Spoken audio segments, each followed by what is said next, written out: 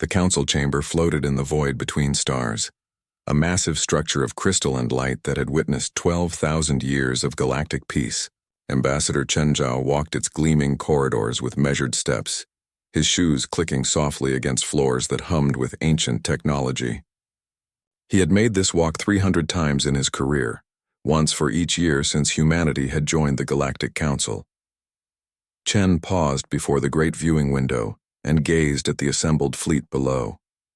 Thousands of ships from hundreds of worlds drifted in perfect formation, their hulls bearing the Council's symbol of unity. They looked beautiful and peaceful, like art rather than military vessels. Chen smiled, but there was something sharp in that expression, something his human colleagues would recognize but the aliens never had. Inside the chamber, Council Speaker Velnara waited. She was Velshar, one of the crystalline beings who had founded the Council eons ago. Her body refracted light into rainbows and her voice chimed like bells when she spoke. She was old even by her species' standards. She had been there when humans were first discovered. Ambassador Chen, she chimed. You arrive promptly as always. Punctuality is a human virtue, Speaker, Chen replied, bowing slightly. Though I suspect you did not summon me to discuss timekeeping. Velnara's crystals dimmed slightly, the equivalent of a frown. Long-range sensors have detected an unknown fleet entering Council space. They approach from the galactic rim. Chen felt his pulse quicken, but his face remained calm. Unknown? That is unusual. Have they responded to hails? They have not. They simply advance, ignoring all attempts at communication. Velnara turned to face the holographic display that materialized between them. They number in the thousands and move with clear purpose toward the core worlds. Chen studied the display. The unknown ships moved in a pattern that looked organic, almost like a swarm. What does Council Defense recommend? They have dispatched a fleet to intercept and establish contact. Surely this is merely a misunderstanding. Perhaps their communications are incompatible with ours. Perhaps, Chen said, though his tone suggested he believed otherwise. And if it is not a misunderstanding? Velnara's light pulsed with what might have been surprise. Ambassador, the galaxy has known peace for 12 millennia. The last war ended before humans even discovered fire. Surely you do not suggest violence? Chen looked at the ancient being and chose his words carefully. I suggest preparedness, Speaker. Hope for peace, but prepare for alternatives. Humans, Velnara chimed with something like amusement, always seeing threats in shadows. This is why the Council placed restrictions on your military development. Your species is too young, too impulsive. Give you weapons and you see only enemies. Chen's jaw tightened, but he kept his voice level. The restrictions were agreed upon, Speaker. Humanity has honored every clause for 300 years, and we are grateful for your compliance, Velnara said. You have proven yourself valuable members of our community. Your traders, engineers, and explorers have enriched the galaxy. But this paranoia, this obsession with warfare, this is what concerns us. I understand, Speaker. Chen bowed again and turned to leave. Ambassador, Velnara called after him. Do not worry. Whatever comes, the Council will handle it with wisdom and diplomacy. This is how civilized beings solve problems. Chen paused at the doorway. Of course, Speaker. Wisdom and diplomacy. He left without another word. Outside the chamber, Chen activated his secure communicator. Khatri, this is Chen. Are you receiving? Light years away, Captain Sarah Khatri sat in the command chair of the merchant vessel Perseverance. Her ship was hauling a cargo of rare minerals from the outer colonies, or so her official manifest claimed. She glanced at her communications officer, who nodded. Receiving clearly, Ambassador. Go ahead. We have a situation developing, Chen said quietly. Unknown fleet approaching from the rim. Council defense is moving to intercept. Khatri felt a chill run down her spine. After 300 years of waiting, was this finally it? Do we know who they are? Not yet. But Khatri, the Council thinks this can be solved with talks. They have forgotten what war means. They never knew in the first place, sir. Not really. Khatri looked around her bridge at her crew. They wore civilian clothes and sat at stations labeled for cargo management and navigation. But she knew what each of them really was. Weapons specialists, tactical officers, Marines in merchant disguise. Keep your ears open, Captain. Something tells me we will be having an interesting conversation soon. Understood, Ambassador. Perseverance out. Khatri closed the channel and stood. She walked to the viewport and stared at the stars. 300 years ago, Humanity had been welcomed into the galactic community with conditions: no warships above Class 3, peacekeepers on every vessel, restricted military development. At the time, humans had accepted. What choice did they have? The Council controlled faster than light travel, medical technology, and access to thousands of worlds. But humans had a saying: fool me once, shame on you. Fool me twice, shame on me. And humanity had learned long ago never to be caught defenseless. She pressed her hand against the viewport. Somewhere beneath the hull plating, hidden in spaces that scanners couldn't penetrate, were weapons that would make the Council's enforcers turn pale. If they could turn pale, the cargo bays that supposedly held minerals actually concealed fighter craft. The civilian crew included 200 combat-trained soldiers. And the engines, those beautiful restricted engines, could push the Perseverance to speeds no merchant ship should achieve. Her first officer approached quietly. Commander Marcus Webb had served in the old Earth Defense Forces before joining the Merchant Marine. Like Khatri, he had volunteered for this deception decades ago. "Something coming, Captain?" he asked. "Maybe, maybe not. But if it is, Webb, the Council is going to learn something about humans." "What's that, ma'am?" Khatri smiled, and it was not a gentle expression. "That we kept our word. Every single restriction, followed to the letter. We didn't build warships above Class 3.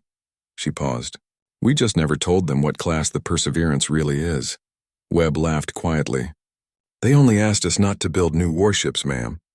Never asked us to stop building everything else." "Exactly. 300 years, Webb.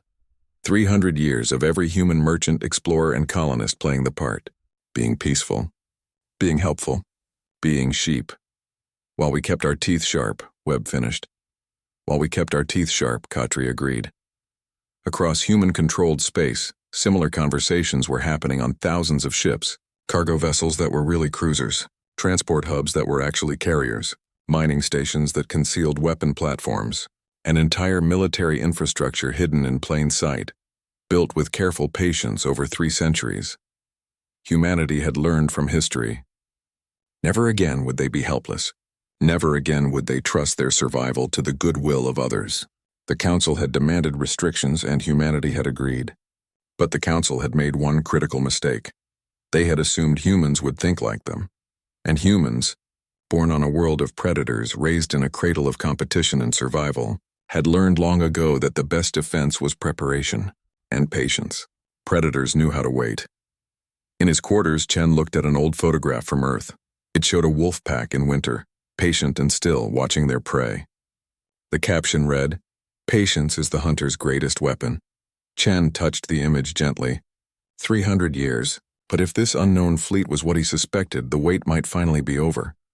The galaxy was about to remember something it had forgotten. Some sheep had fangs. The Council Defense Fleet met the unknown vessels at the edge of the Outer Rim, near a small colony world called Haven's Rest. Admiral Throsikon commanded the fleet from his flagship, a massive vessel that had never fired its weapons in anger.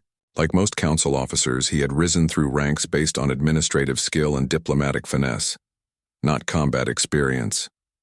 "All ships, maintain defensive formation," Throsikon ordered. "Broadcast the standard greeting on all frequencies." The unknown ships did not slow down. They did not respond. They simply came on, their organic-looking hulls pulsing with sickly green light. As they drew closer, sensors finally began to identify them. The communications officer's voice trembled. "Admiral, the database has a match. These are Kreshka vessels." Silence fell across the bridge. Every officer knew that name from ancient history lessons. The Kreshka swarm had terrorized the galaxy 15,000 years ago, consuming entire species to absorb their genetic material. They had been driven beyond the galactic rim by a coalition of species, most of whom were now extinct. The Kreshka were supposed to be gone, dead. Legends used to frighten children. Impossible, Throskan whispered. "The Kreshka died out millennia ago." "Tell them that, sir," the sensor operator replied, her voice shaking. The Kreshka fleet opened fire without warning. Biological projectiles and energy weapons tore through the Council formation. Admiral Throskan barely had time to order evasive maneuvers before his flagship shuddered under multiple impacts. Ships that had patrolled peacefully for centuries suddenly exploded, their crews never knowing what killed them. The battle lasted 17 minutes. The Council Defense Fleet was destroyed to the last ship. 3 days later, Haven's Rest went silent. When a scout ship finally reached the colony, they found nothing but empty buildings and strange organic structures growing where the population centers had been. 8 million colonists simply gone, harvested for the Kreshka's genetic banks. The news reached the council chamber like a physical blow.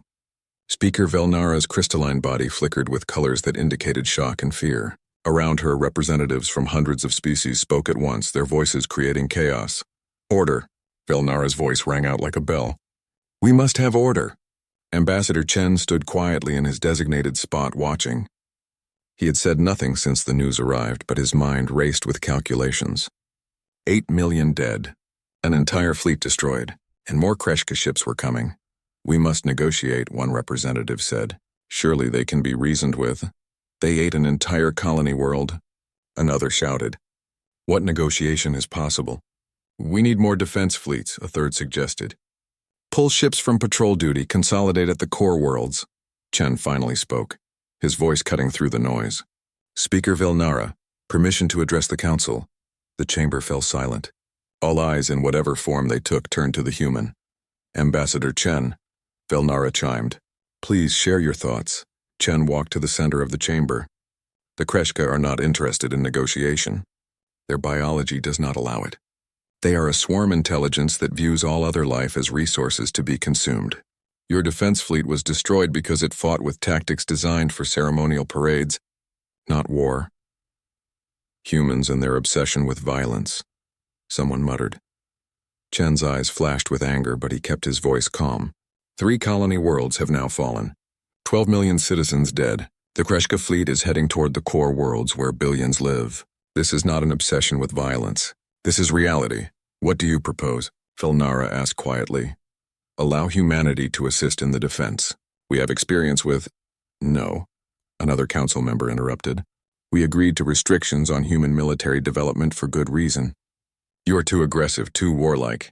Chen felt something cold settle in his chest. Speaker, my people have followed every restriction for 300 years. But those restrictions were meant to protect the council from humanity, not to protect humanity from external threats. The restrictions stand, Velnara said, though her tone suggested regret. However, we grant humans permission to defend their own colonies with Class 4 weapons. That is all we can allow. Chen bowed stiffly. Thank you, Speaker. We will defend our homes.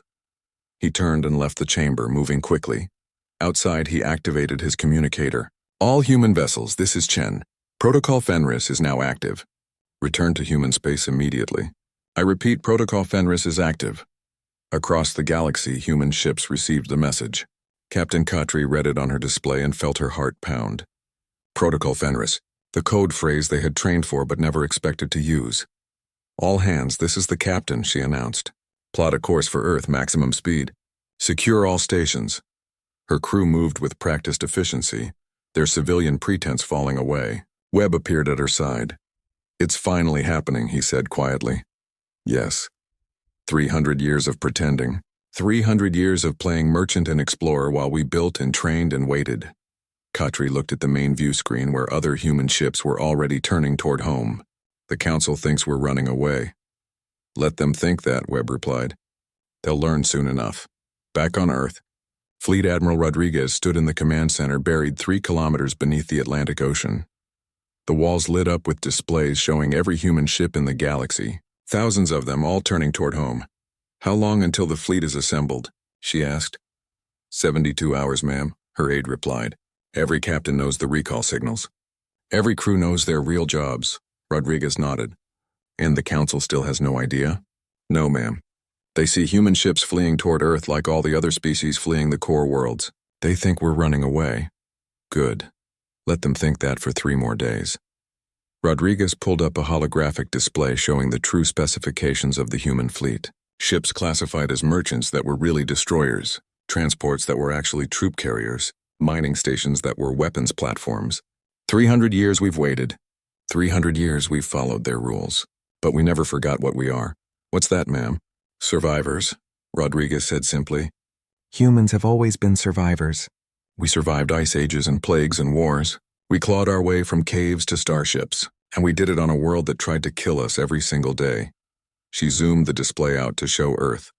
that beautiful blue marble that had given birth to humanity. A world with crushing gravity compared to most inhabited planets. A world with predators that could tear humans apart. A world with weather that could freeze or burn, diseases that could devastate populations, and 1,000 other dangers. The council species evolved on gentle worlds, Rodriguez continued. Stable climates. No major predators. They developed civilization through cooperation because they had no enemies. They forgot what war means because they never needed it. But we remember, her aide said. We remember, Rodriguez agreed. And now we're going to remind them of something important. What's that? Rodriguez smiled, and it was not a kind expression. That the most dangerous thing you can do to a predator is make it pretend to be prey. Because when the leash comes off, she trailed off, letting the implication hang in the air. Meanwhile, the Kreshka swarm continued its advance. 3 more colony worlds fell silent. The death toll climbed into the hundreds of millions. Council species began evacuating their core worlds in panic, flooding the space lanes with refugee ships. The Council defense forces assembled what remained of their military, pulling ships from patrol duty across the galaxy. But everyone who looked at the numbers knew the truth. They did not have enough ships. They did not have enough weapons. And they definitely did not have enough experience. 12,000 years of peace had made them soft.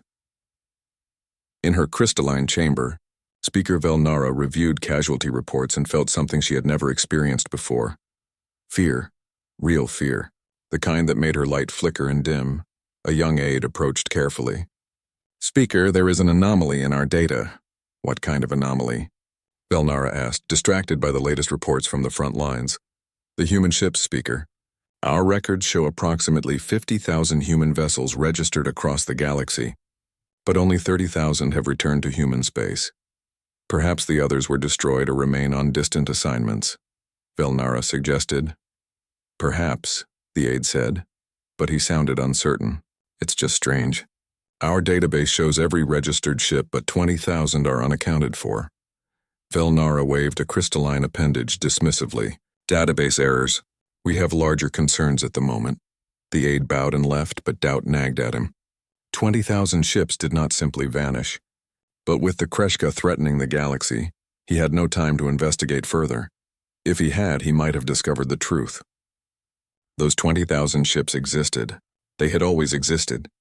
But they had never been registered because they had never pretended to be civilian vessels. They were humanity's true military fleet, hidden in deep space installations and dark system stations, maintained in secret for 3 centuries. The Council thought they knew humanity's strength. They were wrong. They were about to learn just how wrong. The emergency council session was chaos. Representatives shouted over each other while holographic displays showed the Kreshka advance in real time. 7 colony worlds consumed, 400 million dead, and the swarm showed no signs of slowing. Ambassador Chen Zhao walked into the chamber with unusual confidence. His steps echoed in the sudden silence that fell when council members noticed his expression.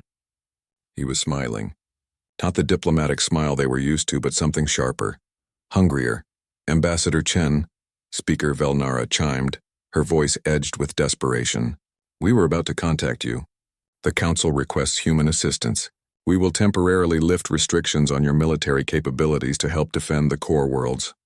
How generous, Chen said, and his tone made several representatives flinch. You will allow us to defend your worlds with our inadequate Class 3 weapons and restricted vessels. It is all we can permit given the circumstances, another council member said. Your species is still too young, too unpredictable for greater military power, Chen laughed. It was not a pleasant sound. Speaker Velnara, members of the council, I have a confession to make. The chamber fell silent. Every being present focused on the human ambassador. 300 years ago, humanity agreed to your restrictions. No warships above Class 3. Mandatory peacekeepers on all vessels. Limited military development. Chen walked slowly around the center of the chamber. We agreed because we wanted to join your civilization. We wanted to trade, explore, and learn, and we have honored every single restriction you placed upon us. Then what is this confession? Velnara asked cautiously. We honored the letter of your law, Speaker. Every single clause. We built no warships above Class 3. Chen paused for effect. We just never told you what else we built. Confusion rippled through the chamber. Chen activated a holographic display with a gesture. The image showed a standard human merchant vessel, the kind that had traveled council space for centuries. This is the Perseverance, a Class 2 trading vessel registered with the council. Officially, it hauls cargo. Its weapons are limited to defensive lasers. Its engines are commercial grade. Chen smiled again. That is what your records show. That is what we told you. The hologram changed. The merchant vessel split apart, revealing weapon systems hidden in false cargo bays, military-grade engines concealed behind commercial housings, and armor plating that deployed from beneath decorative hull panels. This is what the Perseverance actually is. A Class 7 destroyer with enough firepower to level a city, and she is not alone. The hologram expanded to show thousands of human vessels. Each one split apart to reveal its true nature. Freighters that were really cruisers, colony ships that concealed carrier groups, transport hubs that could deploy entire battle fleets. The council chamber erupted in shouts of betrayal and anger. Chen waited patiently for the noise to die down. You lied to us, one representative accused. You violated the treaty. No, Chen said coldly. We followed your treaty precisely. You said no warships above Class 3. You never said we couldn't build merchant ships that could become warships. You said mandatory peacekeepers on all vessels. We put them there. You never checked what they were really doing. You said restricted military development. We restricted exactly what you specified. You never asked about the rest. This is deception. Felnara's light flashed with colors indicating distress. This is exactly why we restricted your military. No, Speaker, Chen replied. You restricted our military because you were afraid of us. Because we came from a harsh world where survival meant being strong. Because our history included wars and conflict. You looked at us and saw dangerous children who needed to be controlled. And you have proven us right, another council member shouted. Chen's expression hardened. We have proven you wrong. For 300 years we could have used our hidden fleet to conquer, to dominate, to take what we wanted. We had the power. But we didn't. We traded peacefully. We explored respectfully. We helped build your civilization. We wore your leash not because we had to, but because we chose to. Then why hide this fleet? Felnar asked quietly. Because trust must be earned, not demanded, Chen said. You never trusted us. You gave us restrictions, not friendship. You treated us like dangerous animals that needed cages. So we built our cage exactly as you specified, Speaker. We just made sure we could walk out of it whenever we chose. The hologram shifted again, showing deep space installations and hidden shipyards scattered across the outer rim, places the Council had never known existed. Weapons platforms disguised as research stations, fighter bases concealed in asteroid fields, an entire military infrastructure built patiently over 3 centuries. 300 years, Chen continued. 300 years of every human playing their part. Merchants who were actually naval officers, explorers who were intelligence agents, colonists who were soldiers. We waited, we prepared. We hoped we would never need to reveal this. But the Kreshka have given us no choice. What are you proposing? Felnara asked, though her tone suggested she already knew. I am not proposing anything, Speaker. I am informing you. As of this moment, humanity is activating its true defense fleet. Every human vessel in the galaxy is dropping its civilian disguise. Every hidden base is going active. Every soldier is reporting for duty. Chen pulled up another display showing human space. As the Council watched, thousands of ships suddenly changed their transponder codes. Merchant vessels became destroyers. Transport hubs lit up as carriers. Mining stations revealed themselves as weapons platforms. The Terran Defense Fleet is now operational, Chen announced. 30,000 ships that you knew about. 20,000 more that you didn't. And all of them ready to fight. You expect us to simply accept this? A council member demanded. I expect you to make a choice, Chen said bluntly. You can continue to argue about treaties and restrictions while the Kreshka eat your worlds. Or you can accept our help and live. Your choice, but make it quickly. The swarm will reach the core worlds in 72 hours. Felnara's light dimmed with what might have been defeat. If we accept, what do you want in return? Nothing you're not already prepared to give, Chen replied. After this is over, we renegotiate the treaty. Full council membership, no restrictions, equal status. You are blackmailing us at our most vulnerable, someone accused. No, Chen corrected. We are offering to save you. The price is respect. If you had given us that 300 years ago, we might not have needed to hide our fleet. But you didn't, you feared us instead. Now you get to choose. Fear us while we save you, or respect us and survive together. The council deliberated in hushed tones for several minutes. Finally, Velnara spoke. The council accepts your assistance, Ambassador Chen. We will discuss the treaty changes after the crisis is resolved. Agreed, Chen said. He activated his communicator. Fleet Command, this is Ambassador Chen. You are authorized for Protocol Awakening. I repeat, authorized for Protocol Awakening. In orbit around Earth, Captain Sarah Khatri received the signal. She stood on the bridge of the Perseverance and felt a weight lift from her shoulders. 32 years she had commanded this ship, pretending to be a merchant captain. 32 years of the masquerade. All hands, this is the captain, she announced over ship-wide communications. Drop the disguise. We are done pretending. Throughout the ship, hidden panels opened. False cargo bays fell away to reveal fighter launch tubes. Commercial-grade engines detached and military fusion drives ignited at full power. Weapon batteries deployed from concealed housings. Armor plating locked into place. The transformation took 11 minutes. When it was complete, the Perseverance no longer existed. In her place floated the TDF Predator's Grace, a destroyer built for war. Khatri settled into her command chair, which had reconfigured from merchant captain to military commander. Her bridge crew shed their civilian clothes, revealing military uniforms underneath. Displays changed from cargo manifest to tactical readouts. All stations report, Khatri ordered. Weapons online, her weapons officer reported. Missile tubes loaded. Laser batteries charged. Point defense active.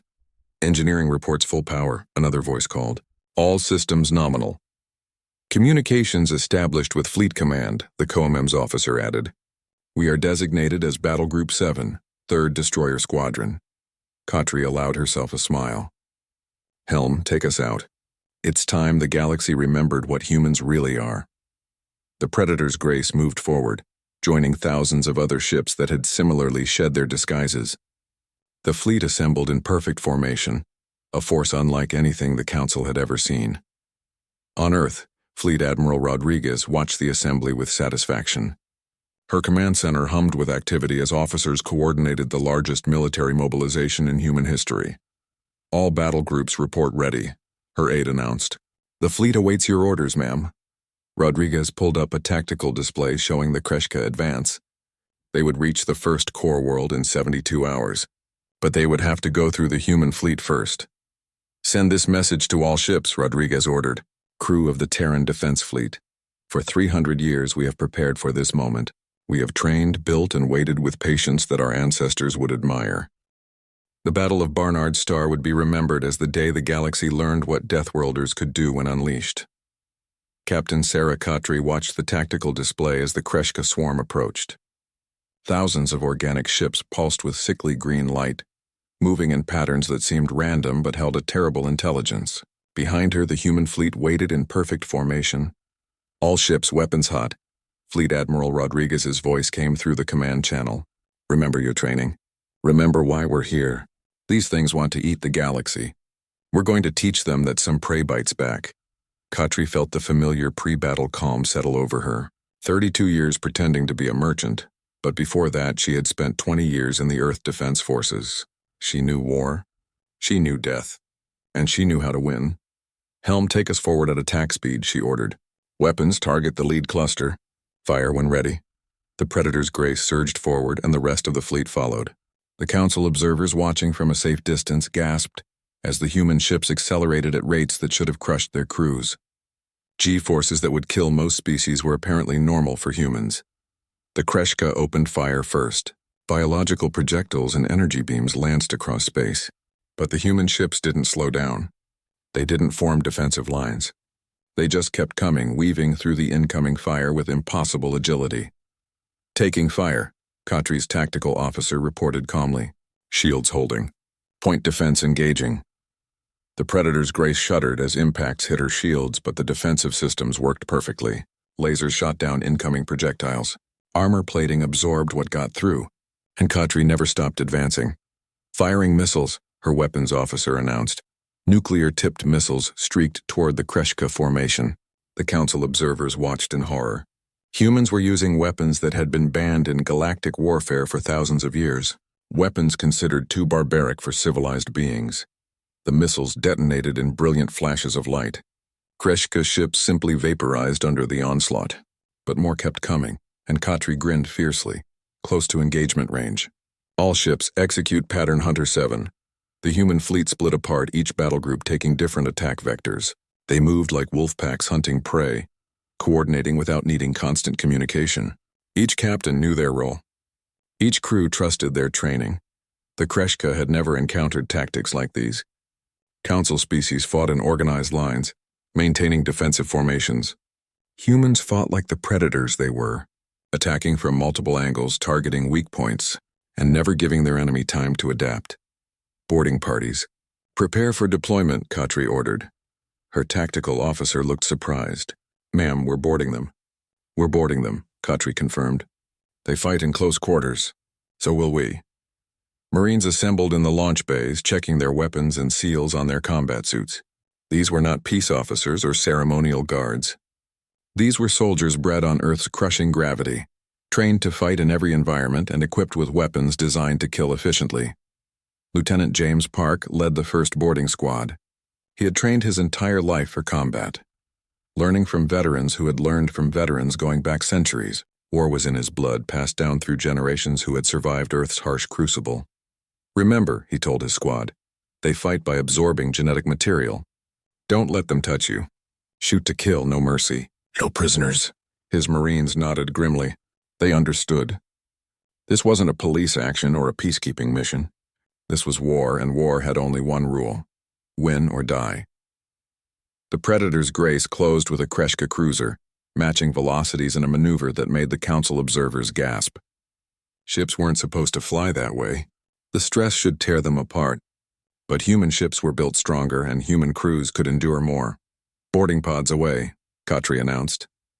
Small craft shot from the Predator's Grace, impacting the Kreshka hull and burning through with plasma cutters. Marines poured into the enemy ship, moving through zero-gravity environments with practiced ease. Council species rarely trained for zero-G combat. Humans considered it basic training. Lieutenant Park pushed through the breach first, his rifle already firing. Kreshka warriors rushed toward them, biological weapons extending from their bodies. They expected easy prey. They found apex predators instead. Park's rifle fired in controlled bursts, each shot calculated and precise. His squad moved with him in perfect coordination, covering angles and supporting each other without needing orders. They had trained together for years, building the kind of trust that only comes from shared hardship. The Kreshka were fast and strong, adapted for close combat. But humans had evolved hunting animals stronger and faster than themselves. They knew how to fight smart, not just hard. Grenade out, Park shouted, throwing an explosive device down a corridor where Kreshka were gathering. The explosion tore through the organic ship structure. Park's squad advanced through the smoke, weapons ready.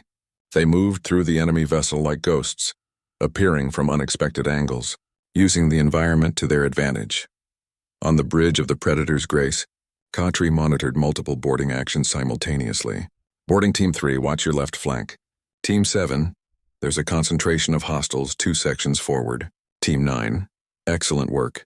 Proceed to engineering. She coordinated the Marines with the ease of long practice while simultaneously managing her ship's weapon systems and position in the battle. Human officers trained to multitask in ways that would overwhelm most Council species. Earth's environment demanded it.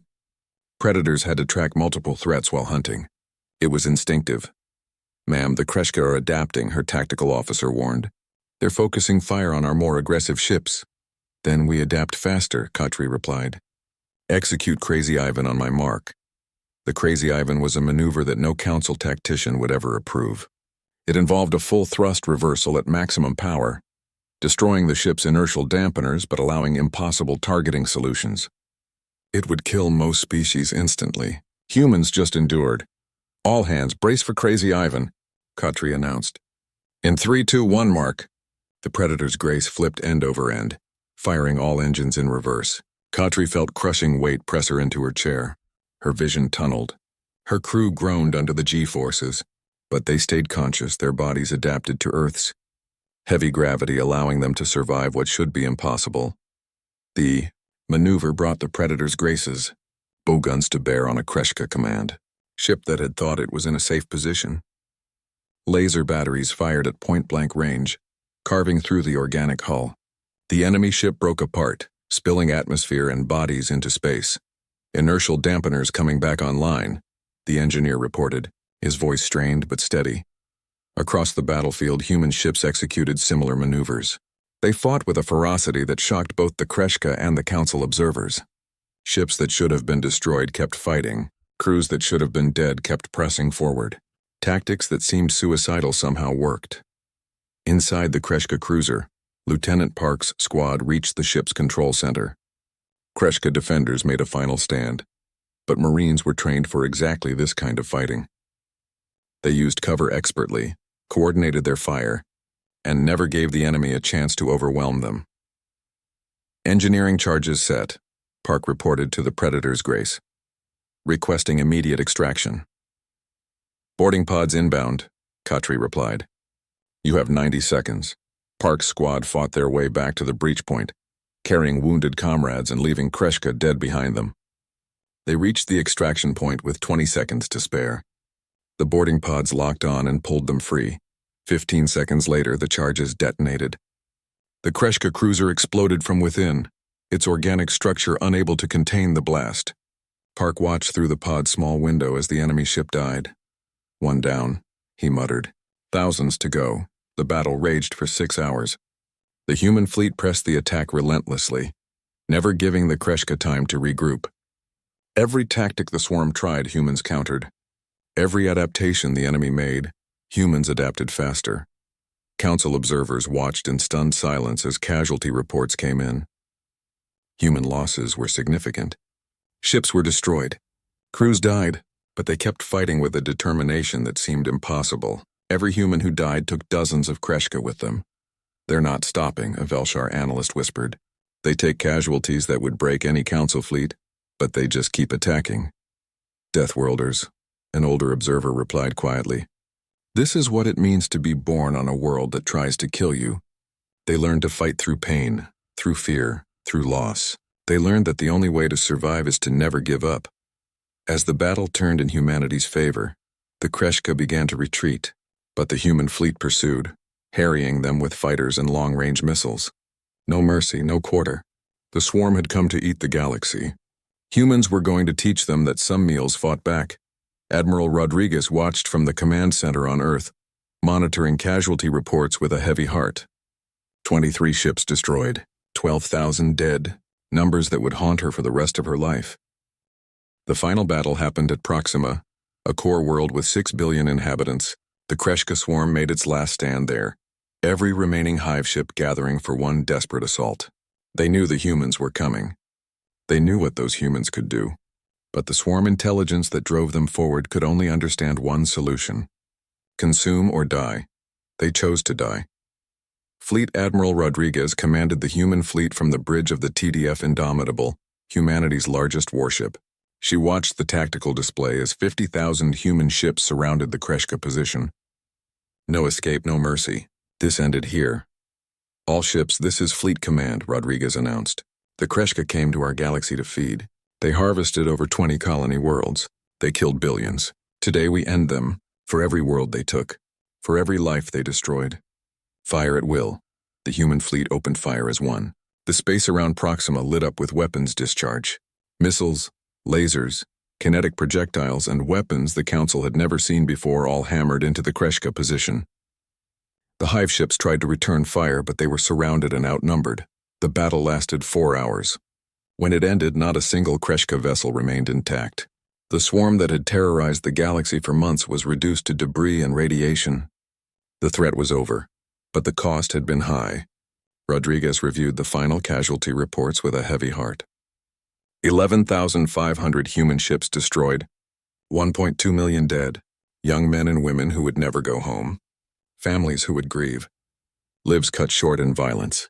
She recorded a message to be sent to every human world. To all citizens of Earth and her colonies, the war is over. The Kreshka swarm has been destroyed. We have won, but victory came at a terrible price.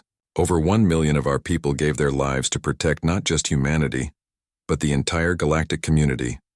They died as warriors, as heroes, as the finest example of what it means to be human. We will honor them. We will remember them. and we will ensure their sacrifice was not in vain. 3 days later, the Council convened an emergency session to address what they were calling the human question. Every species sent representatives. Every delegate had watched recordings of the battles. They had seen what humans could do when the leash came off. Ambassador Chen Zhao walked into the chamber to find it silent. No one shouted. No one argued. They just watched him with expressions that ranged from fear to awe to gratitude. Speaker Velnara's crystalline form had changed. The colors that flowed through her body now included deeper shades, darker tones. The war had affected even her ancient species. Ambassador Chen, she chimed, her voice softer than before. The Council has convened to discuss the future of human-council relations. Have you come to expel us? Chen asked bluntly. To demand we dismantle our fleet? To punish us for our deception? We have come, an Asari representative said quietly, to thank you, and to apologize. Chen had prepared for many scenarios. This was not one of them. Apologize? Velnara's light pulsed with what might have been shame. We underestimated your species, Ambassador. We saw your history of violence and assumed you were dangerous. We saw your military capability and assumed you would use it to conquer. We placed restrictions on you not to protect ourselves from external threats, but to protect ourselves from you. You were afraid of us, Chen said simply. Yes, Velnara admitted. We were afraid. And in our fear, we failed to see what you really were. Not conquerors, but protectors. Not invaders, but warriors who fight for others. You followed our restrictions for 300 years even though you could have ignored them. You built a hidden fleet not to attack us but to defend against threats we had forgotten existed. Another council member spoke, a being of pure energy that flickered with different colors. Without your fleet, the Kreshka would have consumed the core worlds. Trillions would have died. Our entire civilization would have ended. But you saved us, even after we treated you with suspicion and mistrust. Chen felt the weight of 300 years of patience settle on his shoulders. We saved you because it was right. Because despite the restrictions and the suspicion, we believed in what the Council could be. A community of species working together. We just wished you had trusted us enough to let us be full partners. We should have, Velnara agreed. We see that now. And so the Council has prepared a new accord. The Terran Compact, if you will accept it. Holographic displays appeared showing the proposed treaty. Chen read through it quickly, his eyes widening. You're offering us full Council membership, he said. Complete removal of all military restrictions. Recognition of human defense forces as a legitimate Council military arm. And, he paused, reading the final clause. Authority over Galactic Rim defense? The Council's defense forces proved inadequate, Velnara explained. 12,000 years of peace made us complacent. We forgot how to fight because we forgot we might need to. But you never forgot. You prepared. You trained. You kept your warriors sharp even when you hoped you would never need them. So you want us to be your military? Chen said carefully. We want you to be the shield of civilization, another representative corrected. Not conquerors or occupiers, but guardians. You will patrol the Galactic Rim watching for threats. You will train other species in defense. You will ensure that the Council never again faces extinction because it forgot how to protect itself. Chen looked around the chamber, seeing the hope and fear mixed in every alien expression. They needed humanity. But more than that, they were finally offering what humans had wanted for 300 years. Respect. I will need to consult with my government, Chen said formally. But speaking personally, I believe humanity will accept. We've always believed in protecting those who cannot protect themselves. That's why we never used our hidden fleet for conquest. That's why we waited so patiently. There is one more thing, Velnara added. Your casualties. 1.2 million dead. The Council wishes to honor them. Honor them how? Chen asked. We are constructing a memorial at the Galactic Core, a monument that will stand for all time, bearing the names of every human who died defending the galaxy. And we are declaring a day of remembrance across all Council worlds, so that no species ever forgets what your people sacrificed for them. Chen felt unexpected emotion well up. He had expected argument and negotiation. Instead, he found genuine gratitude. Thank you, Speaker. That means more than you know. The new treaty was ratified within a week. Humanity accepted the role of galactic defender, and the restrictions that had bound them for 300 years were lifted. Human warships began patrolling the Galactic Rim. their sensors watching for any new threats that might emerge from the darkness. Captain Sarah Khatri stood on the bridge of the Predator's Grace, now officially designated as TDF Predator's Grace with full military honors. Her ship had been repaired and upgraded, and she had been promoted to Commodore, commanding an entire battle group. She looked at the stars beyond her view screen, thinking about the journey that had brought her here. 32 years pretending to be a merchant, 6 months of brutal war, and now a future where humanity stood as equals among the stars. Commodore, her communications officer called. "Incoming message from Admiral Rodriguez," Khatri smiled. "Put it through." Rodriguez's face appeared on the screen. "Commodore Khatri, congratulations on your promotion. How does it feel to finally fly under your true colors?" "Liberating, ma'am," Khatri admitted, "though I'll miss the simplicity of pretending to haul cargo." "I doubt that," Rodriguez laughed. "You were born for command, Sarah. Now you get to do it honestly. Speaking of which, I have new orders for you. Take your battle group to the far rim. Establish a forward base in the Kepler sector. Long-range sensors detected some anomalies out there.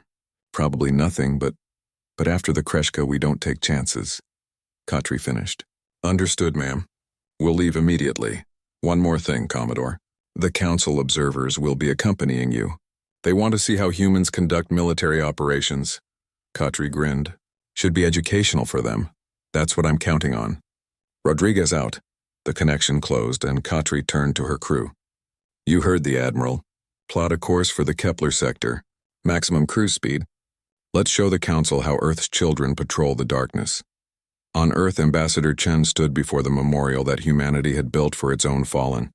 1,200,000 names carved in black stone arranged by ship and unit.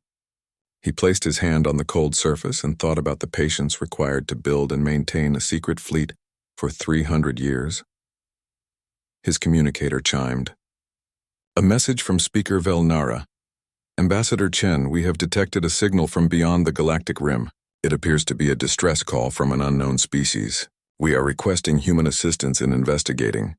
Chen smiled and typed his response. "We'll send a battle group immediately. It's what we do now, Speaker. Protect and serve." He looked up at Earth's sky, visible through the memorial's transparent dome. Humanity had waited 300 years for this moment. 300 years of following rules they found restrictive. 300 years of playing roles they found limiting. But the patience had paid off. They were no longer the species on probation. They were the shield of civilization.